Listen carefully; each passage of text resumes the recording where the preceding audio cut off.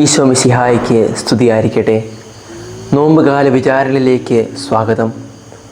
ഹെബ്രായർക്ക് എഴുതപ്പെട്ട ലേഖനം 4-ാം അധ്യായം 12-ാം വാക്യം. ദൈവവചനം സജീവവും ഊർജ്ജസ്വലവും ഇരുതല വാളിനേക്കാൾ മൂർച്ചയേറിയതും ചേതനയിലും ആത്മാവിലും സന്ധിബന്ധങ്ങളിലും മജ്ജയിലും തുളച്ചു കയറി ഹൃദയത്തിൻ്റെ വിചാരങ്ങളെയും നിയോഗങ്ങളെയും വിവേചിച്ചറിയുന്നതുമാണ്. ദൈവഹിതം നിറവേറ്റുവാൻ നമ്മെ സഹായിക്കുന്ന ഒരായുധവും തകർന്ന ഹൃദയങ്ങളെ ജ്വലിപ്പിക്കുന്നതിനും നന്മയും തിന്മയും വിവേചിച്ചറിയുന്നതുമാണ് ദൈവവചനം. ദൈവമഹത്വത്താൽ പ്രകാശിതമായ വാക്കുകളാണവ.